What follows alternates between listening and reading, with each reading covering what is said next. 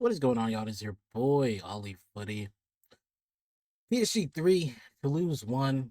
And I gotta say, man, if you had any doubts that Ousmane Dembele deserved that Ballon d'Or last year, I don't think you like the game. I don't think you like the sport. You've got an agenda. You don't know ball. What else can I say, man?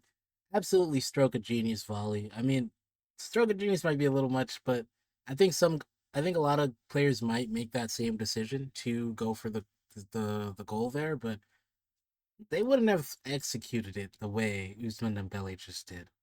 I mean, the posture and the connection and the finesse to put it top corner, that's something only my Ballon d'Or can do.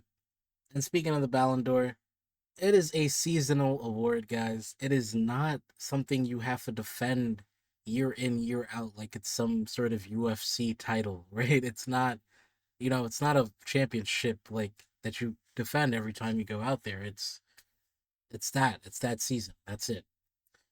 Anyway, now that we've done yapping about that, we can talk a little bit about this game. Uh, I mean, it's tough because we always beat Toulouse, right? I can remember one time Toulouse beat us, which was like a very nothing game 2 years ago. I don't even remember the other time Toulouse beat us because we always beat them, right? It's just what we do. So, okay, the last time Toulouse beat, I can't even see. Outside of that game, it's been so long ago. I'm here scrolling. Here, let me show you. There we go. And I'm like, well, I can't find it because it just does not happen that often. They won here. Yeah, I don't know. Apparently they won twice, but I can't find it. Oh, they won in 2016. Wow, 2016. So 10 years ago, and then also obviously 2 years ago. Right? So hey, look, we win. That's what we do. We beat Toulouse. There's not too many like conclusions you can draw from beating Toulouse. Okay, and I can't say this was a perfect game. We definitely dropped off in the second half, but I attribute that more to just tiredness, stamina, fatigue. I attribute all of that performance to that more so than anything else. Like it's not a lack of quality. I think guys are just tired. Guys came from across the halfway across the continent. And I know like there's some internationals who do it all the time, right? They come halfway across the continent. But for the European guys, it's a big deal. So I think that has to be considered. With that being said, W win. W win. Very quality win, I still think. Lovely, lovely goals by Dembele. Nice positioning as well for the second goal. Yes, it was a tap in, but I like to see the movement on corners. That's what we love to see, right? It adds something more to us. It makes us more unguardable, something else to defend. It's good. It's good. And great header from Kvara on that too, by the way. I gotta mention that. But yeah. With that being said, I think overall there's not much you can glean from this. It's a nice quality 2-1 win, a 3-1 win. I mean, we could also shout out Beraldo because I like what I saw from him from the six. I think with Beraldo, it's been tough because we've been kind of talking about him leaving, right? Talking about him going to Turkey, I think, or Italy. But now that he's at the six and he had a very decent game today, I still think you can see the limitations from him in that position and things he can still learn as well. But he might have carved himself out a spot. I know, like for him, there's been rumors of him being unsatisfied with game time, which obviously understandable. You're behind Marquinhos, Pacho, etc., Zabarni, but when you can play two positions, you're gonna get time on the field. A lot of people use that as, oh, you're playing a different position because you're not good enough at the other position, etc., etc. And sometimes that's the case, but for the majority of players, if you can play multiple positions, you're going to see game time on the field no matter what. And that's how you maximize minutes. It's how you maximize your career, right? So it's lovely to see Beraldo kind of carve himself out a space in midfield. And I think also for us as PSG fans, for a long time, every Parisian was asking, man, we got to rest Vitinha, but who's gonna step in at six and give you a job like Vitinha? Who's gonna just control the game, as they say, right? Right? Beraldo could do that because he's limited physically in the sense that he's not so agile. He can do it, but it's not his game, right? So the fact is, he's gonna stay there. He's gonna basically his game leans towards that, right? Of what Luis Enrique asked of Coutinho to, okay, recycle the ball sometimes, slot in as a third center back, be an option out of the build-up, and then quarterback the game from there. He had a nice few quarterbacking moments. He had a very nice pass to Due. I think it was on a counter maybe or off of a corner. It was very great. Like it was pitch perfect, and then or inch perfect rather, not pitch perfect. Sorry, great movie though. Inch perfect pass.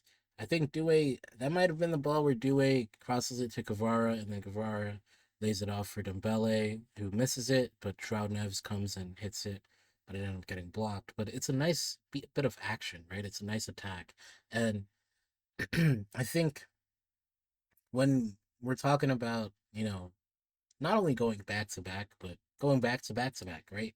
Being a dynasty because that's the aim now to make this bigger and longer. Guys like Beraldo are going to be so key to that. Guys like Beraldo, not just buying into the philosophy of Luis Enrique that you can play at multiple positions, but guys like him who can find a pass, who are on the bench, who can come in, play the six, find the pass, keep you dangerous in the latter parts of the game. Like this is what we need if we want to get there, right? So lovely, lovely to see. There's still limitations, right? I think for me, the main thing that I did not like about Beraldo's game today was making himself available, right? If you're a six, any midfielder knows this. You cannot be hiding behind your center back smirker, right? How's he going to pass to you? So you got to make yourself available for your center back, or make it so that your center back passes to your keeper or to your right back, right? That next pass off the keeper or the right back is can be right into you, and you can get the team up the pitch, right? Like these types of things that I think come with time and just come with playing as a midfielder and playing in midfield. You'll see that. Um, so yeah, he's got to start working on that a little bit more. But I'm satisfied, right? This is what we want to see. If it's gonna work against the Toulouses, it should work against the Metses and the, Nuts of the world and the Havs, Angers, etc. Right? So I think Beraldo's got himself quite a future, man, at this team. He might. I don't want to say he's Busquets because obviously everyone's gonna call him Busquets because he's 6'4" or something or whatever. He's tall as hell and he's playing midfield at the six. In the way he plays is a little Busquets like. He just plays super upright. So like it makes sense, but he's definitely not there. But he's doing the job. I think he's got quite a future. We can also talk about Safonov's mistakes really. I think I think now keepers today are asked like if you want to be a modern keeper, you got to be able to not only save shots, but you got to be able to play out of the back. But you also got to be able to play sweeper keeper. You got to be able to judge long balls accurately and constantly, right? And judging long balls, like that is a very risky game because sometimes it's super simple, right? They make it look super simple, but sometimes it is super simple. But one wrong move and you're toast. That's it. So that's something I think Safonov hasn't shown to have had a problem with doing. He's been sweeping pretty well, but I would like to see. How do I put this? I just don't think today's mistakes are representative of him. I think one thing is though when you do make mistakes like that, and not only with missing a long ball, but he also had that other mistake, right, where which led to the goal, where it's a corner. He goes to catch the ball, he does not catch it, it spills out, ends up conceding, right? It's those things that you want your keepers to do so much. The one time they mess it up, it just makes your trust in them literally plunge. Like it's awful, and it sucks, but that's the nature of the position. So I think for Safonov, I wouldn't like it was almost 2022, 23 Donnarumma like where it's just like really bad keeping. But I think for Safonov, yes, you can blame this goal on him and rightly so. I still have confidence in him. Hopefully it's a one off. But it's something to keep in the back of your mind, especially if you're an opposing manager. You're like, okay, well, this guy's got a little trouble. You play it long enough times, we might get lucky. We aim for the top, the crossbar. We might get lucky because he's gonna catch it instead of, spill it out for another corner. So we'll see what happens, but I wouldn't lose faith in it, is what I'm trying to tell you. Otherwise, I think the main thing we're trying to gain from this game is preparation for Liverpool, right? Let's just switch to that because we know this is a big one. Is PSG ready? Is PSG ready for Liverpool? I think yeah, I think so. Yes, today's game wasn't 100% dominant, but I look at what this team can offer, especially in that first half. I just don't know how Liverpool stops that. Konate and Van Dijk, very good center backs. But are they good enough to handle with this constant pressure? And I think the main question within this question of is PSG ready for Liverpool is, can PSG not beat themselves, right? Can we not beat ourselves? Can we capitalize chances? Can we, you know, create and finish? And if we can do that, then we're good. We're good enough to beat Liverpool and qualify for the semis. It's gonna be interesting. Obviously, you can harken back to last year, first leg. It's funny because the reputations of these two teams almost switched.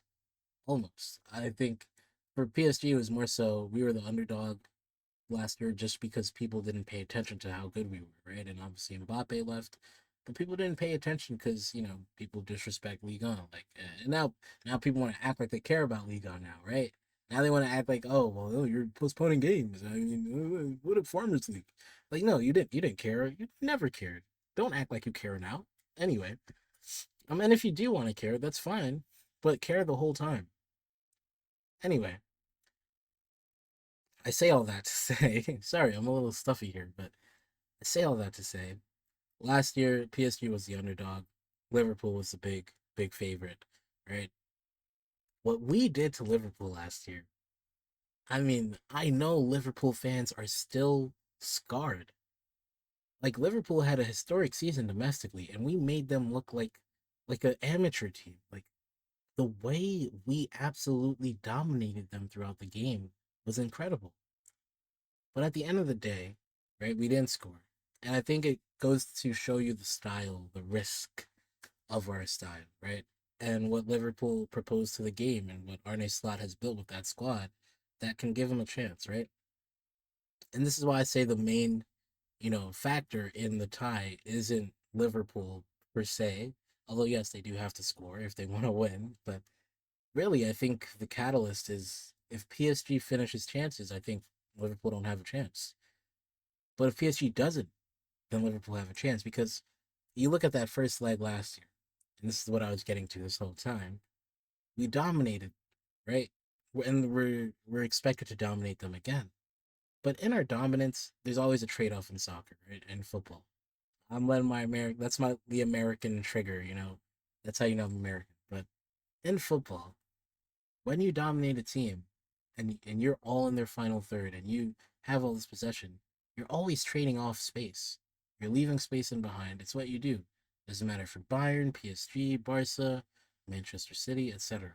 Your space is always there to be exploited, but you trade that off to dominate the other team. The thing is, when you dominate the other team, you've got to score because if you do not, now you've got Ekatike, Salah, Gakpo, Verts, potentially Frimpong, Supposlai, all on the counter, running down your keeper's throat.